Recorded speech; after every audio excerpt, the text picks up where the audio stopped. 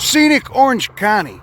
Now, we're here after making a brief stop at the Orange County Republican Party offices so I could take a dump right on the swinging glass doors. We've arrived here to check out a relict population of Fritillaria biflora. Basically, it's just a couple patches, couple islands of habitat, ecologically intact habitat, surrounded by a sea of garbage. There is so much Botox and Prozac in those hills right now. Terracotta roofs, water wasting landscaping, and other effluent.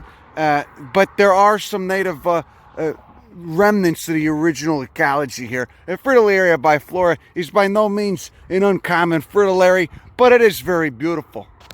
Now, as we descend this wash, we see some probably late Mesozoic marine sandstone, which appears to have burned recently. The Melosma lorina is coming back, along with what seems to be some acmispine, which you'll remember is in the lotus family, the pea family, the genus formerly known as lotus. You got some Mara going on, Cucurbitaceae, and lots of Mimulus. Looks like either Mimulus puniceus or Aurantiacus right there. Now we're going to keep going. Surprisingly, there's no homeless camps here. I've heard the homeless population is really bad in Orange County due to the fact that the investors have basically fucked everybody in the ass and no one can afford rent anymore.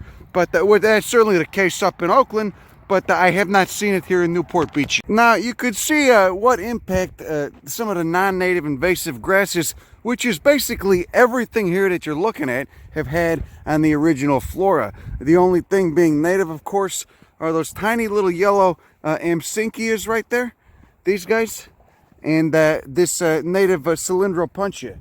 Now, non-native grasses did not arrive in California until about 200 or 300 years ago, due to the influx of cattle ranchers and many of the original settlers. When the death cult, as I call it, as modern civilization is known, first arrived. So, and they've had a brutal impact on the original floristic inventory of the surrounding area. None of this was here 300 or 400 years ago. So you can only imagine what originally grew here. Perhaps it was many more chocolate lilies, the Fritillaria biflora I'm talking about, or some of the many other native wildflowers that we've seen in rather undeveloped areas of northern Baja, California. So basically, none of the native flora could compete with this non-native grass.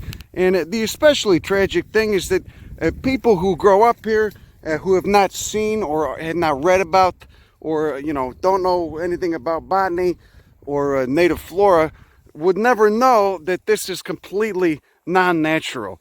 They would see these lush verdant green fields and assume that it's all part of what is supposed to be there, not realizing that basically they're looking at a gigantic photosynthesizing pile of shit. Now see, there's nothing here. Even the Amsynchia, which is normally one of the most competitive native annual wildflowers, cannot get established. The grasses are just too thick, they grow too fast, and they produce too much seed that nothing can really mess with them. So yeah, I would say this is shit. It's pretty sad. It takes a lot of work to come back from this and get the native flora reestablished, but it's better for everybody, not just the humans, of course, but the wildlife especially. Look at this, it's Cicerynchium, a cool native iris. Now, turns out the details we had were bad. They were bad GPS coordinates to obscure the population, probably due to the fact that it's just a splinter of what it once was. It's just a shred of the population that it once was. And you can see that too, because all the non-native grasses have just completely overwhelmed the native flora. And it's probably going to be extinct there within the next few decades, unless some sort of manner is taken. Now, as I exasperatingly ascend this steep hill, I can't help but think about how unfortunate it must be for any children that will be growing up in this surrounding suburban community. To grow up with all that wealth but have such a spiritual and cultural impoverishment is an utter travesty. And also to never know what originally existed in the area surrounding your house. And just think that everything is tacky queen palms and some of the other horrific landscaping that is used in many of these soulless and depressing suburban environments. Why are you eating grass, Louis? Can we talk about that? Well, what I'd give to be able to go back in time and see what all this habitat looked like before all these invasive non-native grasses and brassicas and non-native asters came.